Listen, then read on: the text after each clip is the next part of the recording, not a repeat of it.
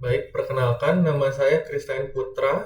Eh, saya akan mempresentasikan ujian tengah semester Ganjil 2024 eh, program Magister Informatika Universitas Pelita Harapan. Saya akan mempresentasikan dari definisi problem saya ini, di mana eh, harga rumah menjadi hal yang penting bagi eh, seperti real estate investor, financial institution, dan policy makers. Di mana penelitian ini ingin mencari bagaimana melihat pengaruh dari kedekatan sebuah properti atau rumah di sini ke jaringan kereta bawah tanah yang ada di Korea Selatan, di mana dataset yang saya gunakan diambil di Korea Selatan di 4 kota yang berbeda, ada di Busan, Daegu, Daejeon, dan Gwangju, di mana ini adalah 4 kota metropolitan di Korea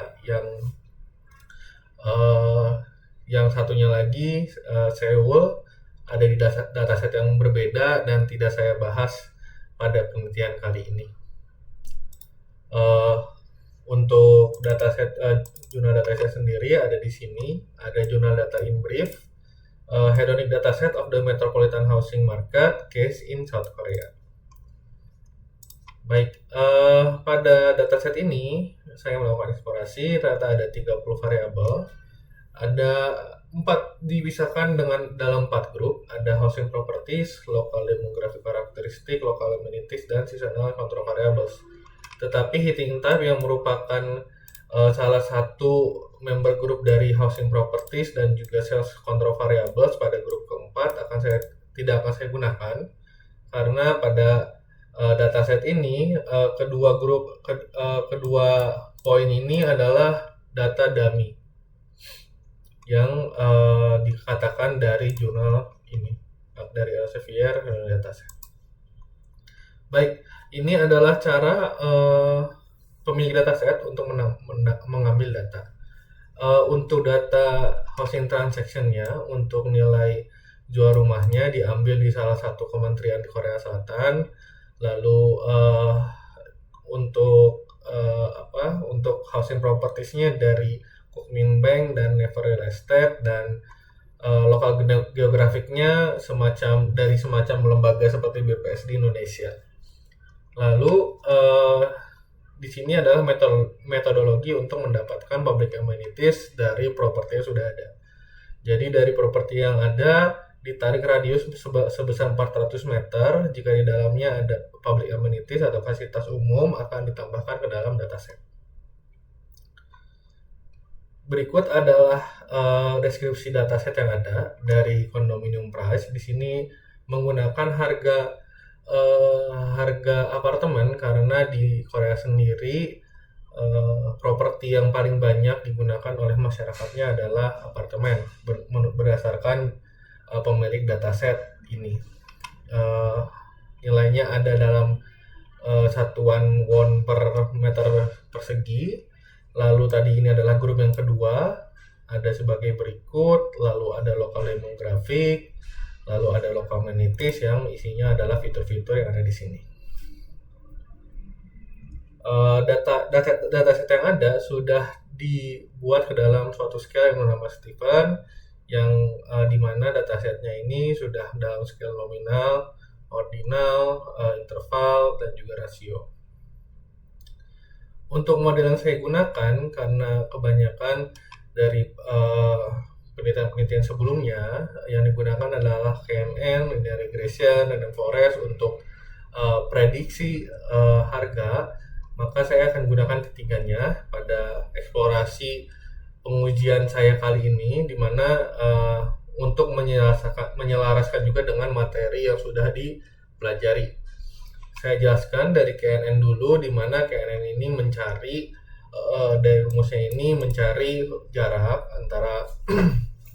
antara data yang baru yang dimasukkan ke dalam model dan dimappingkan ke dalam cluster-cluster, di mana nilai KTH-nya ini akan dicari seberapa banyak tergantung dari konfigurasi yang saya gunakan.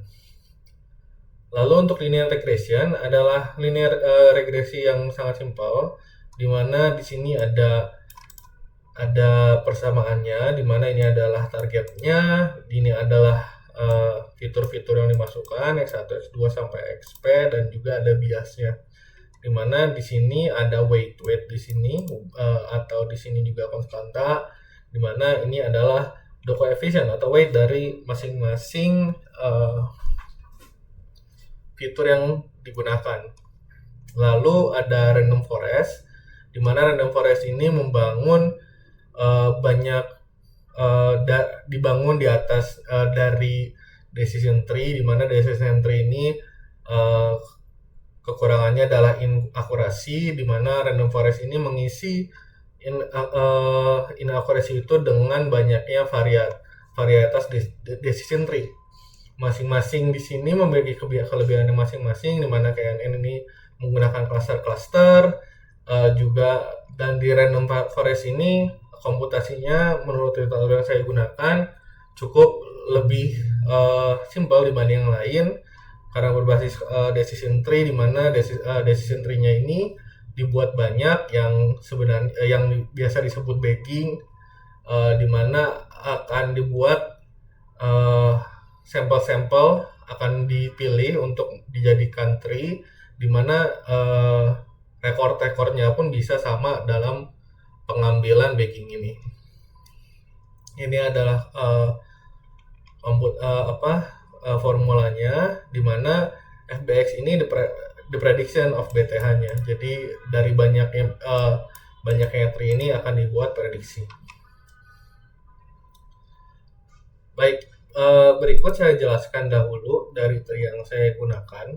Ada di sini ada beberapa kelompok, ada kelompok 1, kelompok 2, kelompok 3 dan kelompok 4, di mana masing-masing kelompok ini memiliki tujuannya masing-masing, dan juga saya tidak membuat dalam satu tree yang sama karena saya tidak ingin dalam mempresentasikan saya menggunakan tes ulang dengan konfigurasi ini yang konfigurasi berbeda, karena datasetnya sendiri memiliki rekor sebanyak 140.000 data dan cukup berat ketika saya melakukan komputasi tersebut. Di mana pada grup yang pertama saya cek dulu apakah datanya clean. Kebetulan dari dataset yang ada tidak ada missing data di sini. Juga secara outlier juga tidak akan dibuktikan setelah. Lalu di sini untuk yang kedua saya pisahkan by kota, yang dimana pertama kotanya saya combine semua.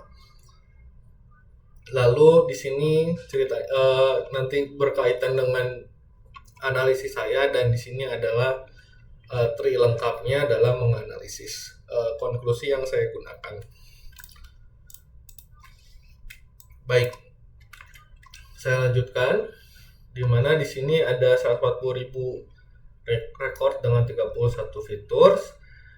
Saya pertama membandingkan dahulu untuk mendapatkan di mana data preprocessing yang terbaik. Di sini pertama-tama saya menggunakan yang tidak dinormalisasi dan tidak distandarisasi, dan hasilnya menunjukkan sebenarnya secara R-square cukup bisa diprediksi, di mana variasi yang ada dari dataset dari fitur-fitur ini bisa menjelaskan sebanyak 70%, hampir 90%, dan hampir 100% di sini. Tetapi dari metrik-metrik ini didapatkan data yang sangat besar, di mana berarti lebih dari satu, bahkan di sini di mana datanya berarti masih overfitting. Di sini saya jelaskan terkait normalisasinya. Lalu secara datanya sendiri, dari hasilnya sendiri saya membuat ada 4 pipeline ini. Ini adalah table yang menjelaskan keempat pipeline ini, pipeline 1, pipeline 2, pipeline 3, dan pipeline 4. Di mana 4 pipeline ini adalah yang pertama tidak dinormalisasi dan tidak standarisasi, dinormalisasi saja, distandarisasi saja, normalisasi dan standarisasi. Di mana standarisasi ini saya jelaskan sebelumnya pada di sini, di mana standarisasi adalah normalisasi yang menggunakan Z-score yang biasa disebut dengan standarisasi. Berikut ada screenshot yang tadi ada di kelompok pertama. Baik, sebelum saya masuk ke nilainya, saya akan menjelaskan ada MSE, LMSE, MAE, MAPE, dan R-square, di mana keempat ini adalah metrik-metrik yang digunakan untuk evaluasi dari performance suatu model. Di mana sebenarnya mean squared error dan juga root mean squared error, MAE dan MAPE memiliki karakteristik yang sama. Mereka mencari jarak antara Y1 dan YI dengan YI, di mana di sini square di sini agar mengabaikan arah suatu vektor. Di sini juga sama, tetapi di sini diakarkan kembali.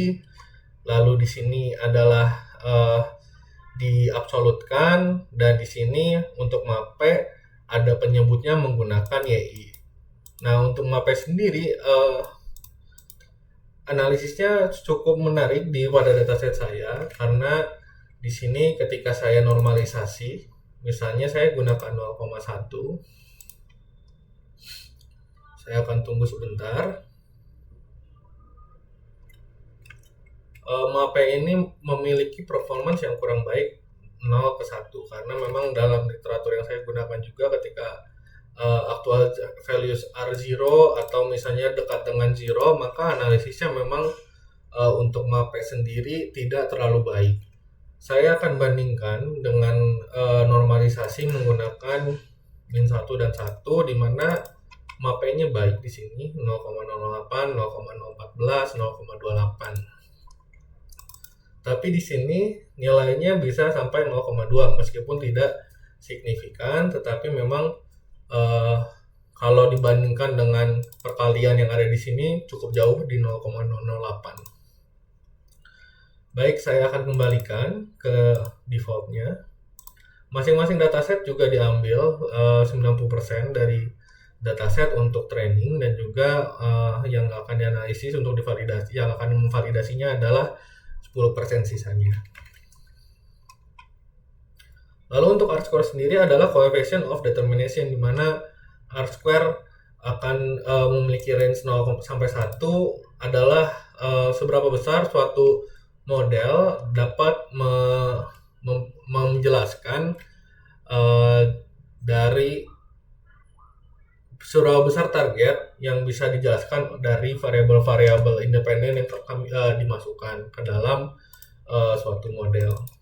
Berikut saya tunjukkan 0,08, 0,014, 0,007. Jauh lebih kecil dibanding saya menggunakan 0 sampai 1. Baik, ini adalah standarisasinya, di mana ini adalah untuk mengurangi outlier, tetapi pada dataset ini ternyata tidak terlalu signifikan jika menggunakan standarisasi saja, karena MSE-nya masih cenderung besar untuk linear regression, juga dengan KNN dan juga reinforcement learning dibandingkan dengan normalisasi yang 0,012 seperti ini. Pun pada dataset yang dikombine didapatkan performance terbaik didapatkan oleh reinforcement learning, random forest analysis, di mana ini adalah yang sudah dinormalisasi. Baik, ini adalah yang kedua, di mana yang kedua saya menggunakan dataset yang sudah saya pecah ke 4 kota metropolitan tadi, di mana data-data ini menunjukkan hasil yang berbeda. Saya melihat linear regression sangat jauh performance-nya dibanding sebelumnya. KNN turun dan random forest juga turun, dimana wajar karena datasetnya berkurang, tetapi untuk linear regression sendiri turunnya sangat signifikan, yang awalnya sekitar 0,7 menjadi 0,137 di sini. Karena memang linear regression ternyata saya interpretasikan di mana linear regression sangat tergantung pada jumlah dataset yang cukup besar. Untuk antara KNN dan random forest memiliki cenderung stabil, tapi tetap dikuasai performance-nya oleh random forest. Baik, di sini adalah eksplorasi selanjutnya, di mana saya mencoba dari grup-grup yang ada di sini. Saya menggunakan combine CSV karena combine CSV tetap memiliki performance yang lebih besar dibanding dengan yang lain secara umum. Lalu saya kurangi bagian host properties-nya. Lalu di sini saya kurangi bagian demographic karakteristiknya, dan di sini hanya local amenities-nya. Mengingat di mana yang saya inginkan adalah bagaimana suatu pengaruh dari subway network ini berbanding dengan harga propertinya. Di sini saya temukan linear regression ketika saya kurangi datanya dari data house properties-nya, di mana house properties saya keluarkan semua. Di sini saya mendapatkan linear regression seperti biasanya, hanya bisa menjelaskan 0,2 dari variansnya, KNN sebanyak 0,7 dan random forest di 0,843. Cenderung stabil untuk KNN dan random forest. Ketika di demographic karakteristik yang saya keluarkan tetapi menggunakan housing features-nya, nilainya keduanya menjadi besar, ketiganya menjadi besar, 0,734, 0,953, 0,958. Lalu untuk local amenities sendiri, saya mendapatkan nilai linear regression sangat-sangat kecil, sedangkan untuk KNN dan random forest masih cenderung bisa memprediksi harga rumah. Baik, dari sini saya mendapatkan bahwa selain membutuhkan dataset yang besar, linear regression ini membutuhkan dari rumusnya sendiri sudah terlihat di mana Y sama dengan A ditambah B1X1 B2X2, di mana weight sangat berpengaruh di sini, dan didapatkan bahwa secara weight paling besar itu adalah menggunakan house features. Lalu mengapa prediksi dari KNN dan random forest tetap stabil bahkan dengan house features ini tetap stabil sangat besar? Karena memang cara perhitungannya berbeda, di mana KNN menggunakan mapping cluster-cluster, sedangkan random forest menggunakan banyaknya tree untuk mendapatkan decision dari mulai bagging, lalu dengan misalnya ada 10 tree bahkan ratusan tree diambil dari sampel-sampel yang berbeda secara random. Di sini didapatkan bahwa nilai house features sangat besar berpengaruh terhadap prediksi. Lalu di sini saya memutuskan, karena ternyata pengurangan secara manual dan secara semantically kurang perform, saya gunakan PCI di sini untuk mengurangi dimensi yang ada. Di sini saya gunakan 12 PC, di mana 12 PC sudah bisa menjelaskan sebanyak 91% dari variasi yang ada. Adalah 9% juga jika ada di 11%. Lalu di sini adalah nilainya. Saya perlihatkan bahwa variasi-variasinya dijelaskan oleh PC 6, 7, dan 8 dengan cukup besar. Lalu seperti sebelumnya, diambil 90% data untuk training, dan juga di bawahnya all group tanpa PCA saya gunakan dengan normalisasi juga, lalu saya bandingkan antara kedua pengujian ini, di mana hasilnya adalah sebagai berikut. Baik, dengan PCA pengurangannya menggunakan random forest cukup stabil dibandingkan sebelumnya. Yang sebelumnya di angka angkanya ada di 0,968, sama seperti yang tes saya yang terakhir ini. Dan juga untuk ini RF947 untuk dengan linear regressionnya 7,67 dengan PCA berkurang secara signifikan, tetapi untuk KNN berkurangnya tidak terlalu signifikan, mengingat ini fiturnya hanya 12, sebenarnya PCA cukup menarik dan juga komputasinya seharusnya tidak sebanyak sebelumnya karena dimensinya sudah berkurang dan sudah diplotting ke dalam 2 dimensi meskipun ada klasternya.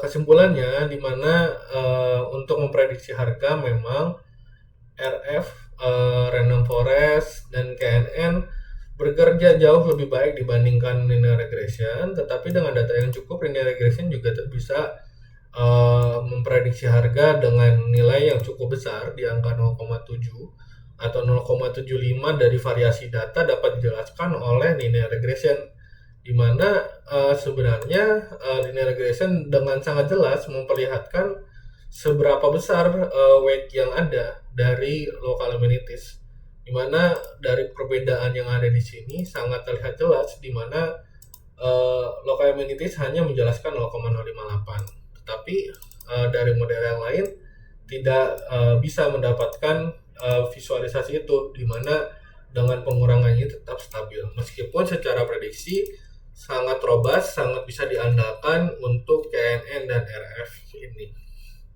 Baik, sekian presentasi saya.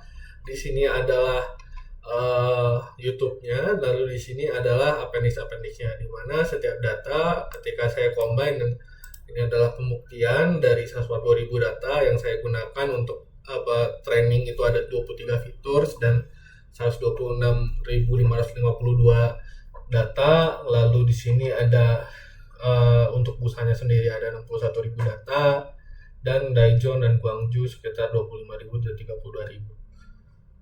Baik, terima kasih atas kesempatan yang sudah diberikan.